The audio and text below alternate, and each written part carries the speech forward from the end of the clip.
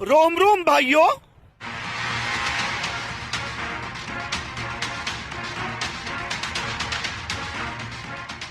इस फिल्म के अंदर आप दिखा रहे हैं कि अतीक को गोली मार दी गई, तो क्या आप चाहते हैं कि देश के अंदर अदालतें बंद कर दी जाएं? ऐसी फिल्म के डायरेक्टर प्रोड्यूसर के खिलाफ कानूनी कार्रवाई होनी चाहिए।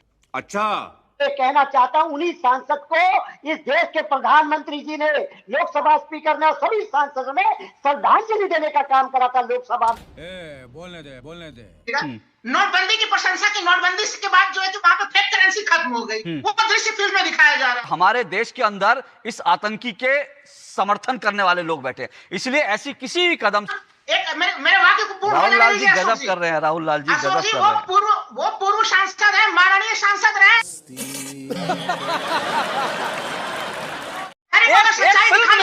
एक फिल्म ने तो ऐसा फिल्म छिड़का कि सारी नालियों से कीड़े निकल कर आ रहे हैं और कह रहे हैं अतीक अहमद एक माननीय सांसद था। दोस्तों नमस्कार। आज की इस डिबेट में आप देखेंगे एंकर अशोक श्रीवास्तव के साथ कांग्रेस सपोर्टर राहुल लाल और सपा प्रवक्ता भुवन जोशी के बीच फिल्म धुरंधर 2 को लेकर जबरदस्त बहस।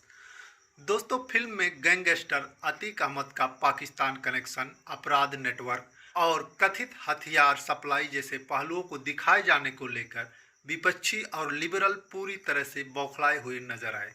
इसी मुद्दे पर डिबेट में राहुल लाल और भुवन जोशी कहते हैं कि यह फिल्म पूरी तरह से बीजेपी का प्रोपेगेंडा है, क्योंकि माननीय सांसद अतीक अहमद जी को बदनाम करने के लिए बनाया गया है। ऐसी फिल्म को बंद कर देना चाहिए। तो दोस्तों इनका रोना धोना तो बनता ही है, क्योंकि इस फिल्म में भारत में छुपे पाकिस्तानी गुर्गों को बेनकाब कर दिया गया और शायद इसीलिए सारे गुर्गे बिलबिलाए हुए हैं। डिबेट में आप देखेंगे इन दोनों लिबरलों की अशोक श्रीवास्तव ने ऐसी क्लास लगाई कि इन दोनों की बोलती बंद हो गई।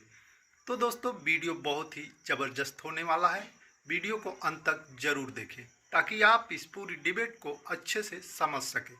अगर वीडियो पसंद आए तो लाइक, शेयर और चैनल को सब्सक्राइब करना बिल्कुल ना भूलें और अपने विचार कमेंट में ज़रूर लिखें।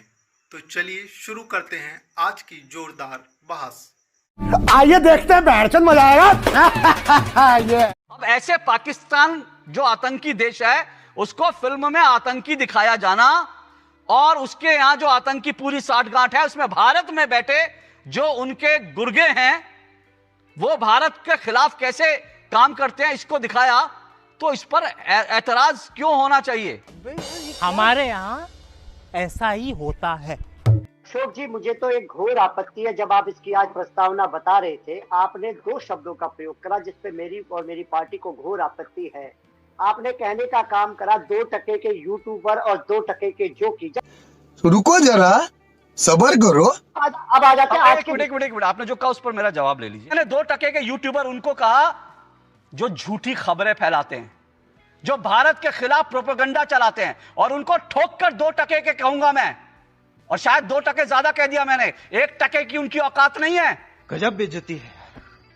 जो भारत के खिलाफ फेक नैरेटिव चलाते हैं, प्रोपेगेंडा चलाते हैं, भारतीय सेना की तस्वीरें लगाकर यह दिखाते हैं कि भारतीय सेना अंडे नहीं खाती इसलिए वो छोटे हैं, और दुनिया में जो लोग अंडे खाते हैं उनकी सेना के लोग 6 फुटे हैं। ऐसे 2 टके के भी नहीं, 1 टके के लोग हैं। आप अपनी आपत्ति जरा उसको फोल्ड करके अपनी जेब में रख लीजिए, विषय पर आइए। क्या बात कर रहे हैं? अब मैं उस पर आप ज्यादा नहीं जाना चाहता। मैंने अपनी पार्टी की आपत्ति कर दिया। अब मैं ठीक है। पिक्चरों की बात जो आपने चलाने का काम करा, मैं कहना चाहता हूँ श्रीवास्तव जी, ये तो पिक्चर आती रहती है। योगी जी पे भी पिक्चर आई, वो चली नहीं। वो माननीय मुख्यमंत्री रहते नहीं चली। ये तो देश की जनता तय करती है। लेकिन जिस विषय पर आपने उठाया मैं उस पर आना चाहता हूँ। मैं ये कहना चाहता हूँ उन्हीं सांसद को इस देश के प्रधानमंत्री जी ने, लोकसभा स्पीकर ने और सभी सांसदों ने श्रद्धांजलि देने का काम करा था लोकसभा में। ये क्या देश से छुप पाएगा जब उनकी हत्या हुई थी? या देश के सांसद को के अपमान के साथ आज खड़े होने का काम हम लोग करेंगे? मैं कह सकता हूँ आप बुराई करें, चिंतन करें, लेकिन वो पिक्चर बनाने वाले क्या देश में हेटेड पॉलिटिक्स को आगे नहीं बढ़ा रहे? बस हवा निकल गई। भी देश समझता है। और मैं आपसे कहना चाहता हूं, निश्चित तौर पे मैं कहना चाहता हूं, पिक्चरें बनाएं। पिक्चरें कईयों पे बनी है, कईयों की पिक्चरें चली है, नहीं चली है, ये देश की जनता तय कर लेगी। लेकिन हम इतना जरूर कहना चाहते हैं, जो सांसद रहे उनके सम्मान में लोकसभा स्पीकर खड़े हो गए, माननीय प्रधानमंत्री जी खड़े हो गए, सांसद खड़े हो गए। ये देश को अपमानित करने वालों के साथ ओके सर, ओके। छोटा सा एक कमेंट है, उसके बाद राहुल लाल जी आपके पास आता हूं। अभी बता है भाई, अभी बता है। ये जो आपके माननीय सांसद है ना, जिनके लिए आप अभी कह रहे हैं कि सम्माननीय सांसद, जब इनकी हत्या हुई थी या जब इनको जो है किसी ने शूट आउट किया था, उस समय इनके ऊपर 50 से ज्यादा मुकदमे चल रहे थे। और फिल्म में जो दिखाया गया उसका भी मेरे पास पूरा डिटेल है। इस फिल्म में इस व्यक्ति के जो 50 माफिया जो आदमी है जिसके ऊपर 50 से ज्यादा हत्या के मुकदमे थे, उसका पूरा का पूरा कच्चा चिट्ठा मेरे पास है। एक बात। दूसरी बात, इस देश के अंदर संसद के अंदर बड़े अपराधी बैठे हैं, ठीक है, और इसमें मैं कोई पॉलिटिकल पार्टी को कोई मैं रियायत नहीं दे रहा। बात तो सही है। हर पॉलिटिकल पार्टी अपराधियों को टिकट देती है। और इस देश में ये दुर्भाग्य है, इस देश का ये दुर्भाग्य है इस देश का कि जो सांसद रह जाए, भले ही वो बलात्कारी हो, भले ही वो जो है वो हत्यारा हो, भले ही माफिया हो, भले ही पाकिस्तान का एजेंट हो, मरने के बाद उसको इस देश की संसद में श्रद्धांजलि दी जाती है। यही नहीं, अभी और सुनिए। ये मत कहिए कि वो पाकिस्तान का एजेंट नहीं था, पाकिस्तान से मदद नहीं लेता था, ये उसका खुद का कबूल नाम है। और वैसे एक बात और बता दूं जोशी जी, आपने कहा ना जनता तय करेगी, जनता ने तो तय कर दिया सर। 2 दिन के अंदर उस फिल्म जो है 200 करोड़ पूरी दुनिया में कमा चुकी है। भारत की सबसे ज्यादा कमाने वाली 4 फिल्मों में पहली उसका पार्ट 1 शामिल हो चुका। तो जनता का फैसला तो आ गया, जनता तो इस फिल्म को पसंद कर रही है। लेकिन आपको तकलीफ है तो फिर ठीक है, आपकी तकलीफ है, आपकी तो अपने पास रखिए। बोलिए राहुल लाल जी, आपकी कांग्रेस पार्टी को क्या तकलीफ हुई भाई? अब देखिए, कांग्रेस पार्टी की जो आपत्तियां हैं वो बड़ी जेन्युइन आपत्ति, और मुझे तो लगता है कि इस फिल्म को त्वरित तौर पे इसको प्रतिबंधित कर देना चाहिए, इसे बैन कर देना चाहिए। भाई साहब कुछ ज्यादा नहीं हो गया ये?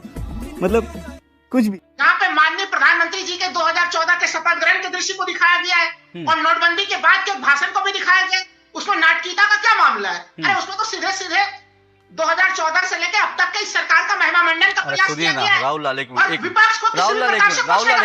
मिनट, एक फैक्ट आपके सामने रख दूं।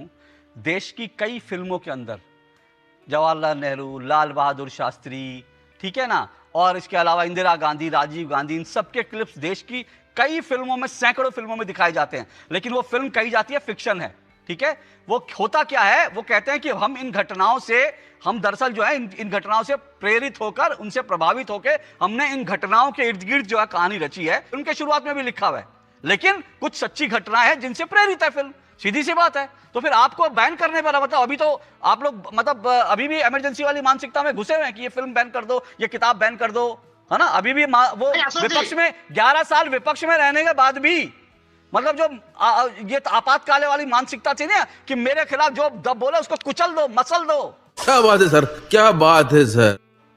वो मानसिकता गई नहीं है अभी भी आप लोगों की।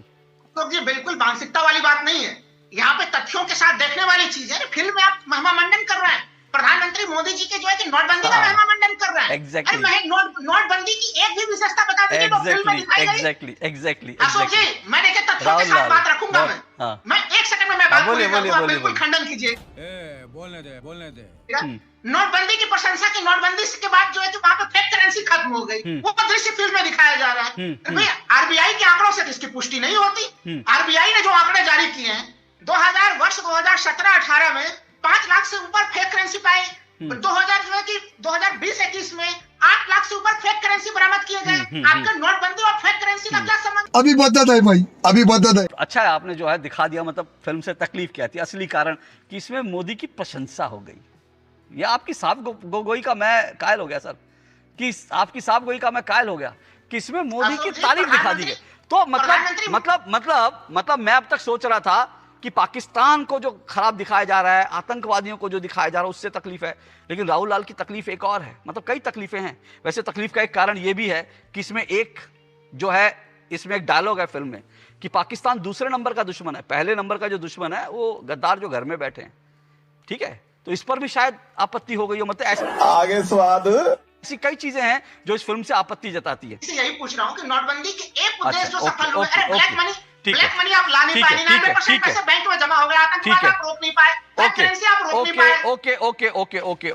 ओके। आपने जो पूछा थोड़ा सा मुझे लगता है कि मैं ये नहीं कहता कि नोटबंदी से सब कुछ ठीक हो गया, किसी भी काम से 370 हटने से ना पूरी तरह से आतंकवाद खत्म हो जाएगा, ना जो है नोटबंदी करने से पूरी तरह से काले धन खत्म हो जाएगा। ये सब मैं नहीं मानता हूं, बड़ा बड़ा स्पष्ट कह दूं।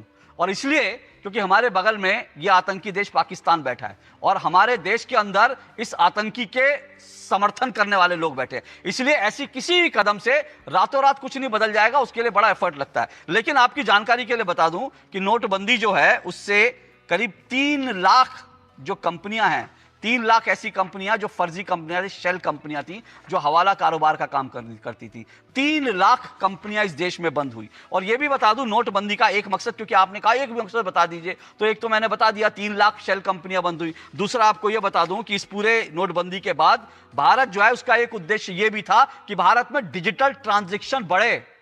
राहुल लाल जी अब आप मानेंगे नहीं, लेकिन एक मिनट आप मानेंगे नहीं, क्योंकि आप तो वो जो है उस वाली पार्टी के ना, चिदम्बरम वाली पार्टी के। सब क्या देखना पड़ रहा है, अच्छा है मैं अंधा हूँ। इसमें एक चीज और जोड़ दूं, जिस समय नोटबंदी हुई थी तब मार्केट में कैश था 17,97,000 करोड़ रुपया और आज आरबीआई के अनुसार मार्केट में कैश है 40 लाख करोड़ रुपया। सुनिए, मार्केट में कैश ज्यादा है तो भैया लोगों के पास पैसा है तो है, उसमें क्या हो गया। और फिर से कह रहा हूं, अगर मार्केट में ज्यादा कैश है और उसके बावजूद भी 230 लाख जो है वो डिजिटल लोग भुगतान कर रहे हैं, तो इस पर तो सोचिए कि भारत की इकोनॉमी बढ़ रही है, उसके लिए तो आपको ताली बजानी चाहिए, तारीफ करनी चाहिए, लेकिन वो आपके फितरत में नहीं है। अगर हम करें तो करें क्या, बोले तो बोले क्या। हमला किया वो थोड़ा सा आज धुरंधर पर जवाब मैं चाहता हूं, मतलब अतीक अहमद को लेकर आपने जो कहा, वो आपको बीजेपी को जवाब देने का मौका आपको एक लाइन में कहना कह दीजिए, कोई दिक्कत नहीं है, लेकिन फिल्म के ऊपर मत भागिए, क्योंकि देखिए आपकी तरफ से जो एक मिनट मेरा सवाल हो जाए, आपकी तरफ जो अतीक और अशरफ के आईएसआई कनेक्शन पर कहा जा रहा था कि भाई वो कनेक्शन नहीं था, उस कनेक्शन का बाकायदा ये पूरा का पूरा डिटेल है, कच्चा चिट्ठा है कि उसने खुद ये कहा कि भाई ये जो पाकिस्तान से जो ड्रोन के जरिए हथियार आते थे ना, जो पंजाब में गिराए जाते थे, ऐसी हथियार जो है हम लोग भी लेते थे, हम लोग भी उसी रास्ते से हथियार लेते थे। एलटीटी और लश्कर तैयबा से इसके संबंध की बात इसने खुद कबूली थी। सीधा सवाल है मेरा, हथियार लेना गलती होती है, आईएसआई से कनेक्शन गलती होती है?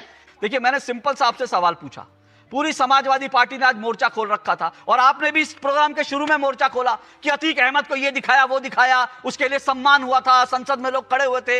मैंने आपसे सीधा सा पूछा, अतीक अहमद का ये कच्चा चिट्ठा मेरे हाथ में है, ये सही है? अब आप अतीक अहमद पर बोलना नहीं चाह रहे, तो क्या मैं मान लूं कि अतीक अहमद को लेकर जो फिल्म में दिखाया गया वो सच था? मेरा सीधा सवाल है मेरा। राहुल लाल जी, ये सच है कि झूठ है? ये बोलिए।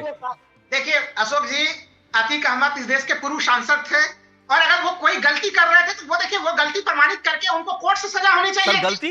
अरे नहीं, वो अगर वो किसी आरोप में आरोपी है अगर, तो अशोक जी पाकिस्तान से हथियार लेना गलती होती है, आईएसआई से कनेक्शन गलती होती है? वैसे फिर अरे राहुल लाल जी गजब कर रहे हैं, मेरे वाक्य को पूर्ण राहुल लाल जी गजब कर रहे हैं, राहुल लाल जी गजब कर रहे हैं। वो पूर्व सांसद है, माननीय सांसद रहे, तो पूर्व सांसद है तो उसको पाकिस्तान के गलबैया डालने का हक मिल जाता है? पूर्व सांसद है तो क्या हुआ? अरे ये भी पूर्व सांसद थे जो 12 बजे आतंकवादी के लिए सुप्रीम कोर्ट का दरवाजा खटखटा रहे थे। ये देखिए मैं सुनिए, मैं आदित्य धर को आज सलाम करता हूँ, सैल्यूट करता हूँ भाई, क्योंकि सारे कॉकरोच निकल रहे हैं, जो ऐसा फिनिट छिड़का एक फिल्म ने जो ऐसा फिनिट छिड़का कि सारी नालियों से कीड़े निकल कर आ रहे हैं और कह रहे हैं अतीक अहमद एक माननीय सांसद था, वो बड़े माननीय सांसद था, 50 जिसके ऊपर हत्या के सही केस थे, वो माननीय सांसद था। अशोक जी अगर 50 मुकदमे थे तो कोर्ट से सजा होनी चाहिए। अरे कोर्ट से सजा तो एक मिनट सुनिए, मैंने राहुल लाल सुनिए, मैंने फिल्म नहीं देखी है, लेकिन मैं एक बात जानता हूं, इस फिल्म में उसको मारने को जस्टिफाई नहीं ठहराया गया। इस फिल्म में यह दिखाया गया है कि वो आईएसआई का आदमी था, वो मारा कैसे, किसने मारा, उसके ऊपर ये फिल्म मेरे ख्याल से कोई ज्यादा डिटेल में नहीं जाती है। ये फिल्म जाती है कि वो आईएसआई का आदमी था, उसमें आपको क्या तकलीफ है भाई? और अगर मैं कहता हूं भारत में कोई आईएसआई के लिए काम कर रहा था, ऐसे आदमी को किसी ने ठोक दिया तो उस पर छाती पीटने की जरूरत नहीं है। करा ली बेइज्जती। दोस्तों हमें उम्मीद है आज की यह डिबेट आपको जरूर पसंद आई होगी। आप इस पूरे मामले को कैसे देखते हैं, इस वीडियो के बारे में आपकी क्या राय है, कमेंट में ज़रूर बताइएगा। आपकी राय हमारे लिए बहुत महत्वपूर्ण है। अगर आपको ऐसी तेज और दिलचस्प डिबेट वाली वीडियो देखना पसंद है तो हमारे चैनल को लाइक, शेयर और सब्सक्राइब करना बिल्कुल ना भूलें। हम आपसे फिर मिलेंगे एक नई और ज़बरदस्त वीडियो के साथ। तब तक के लिए धन्यवाद।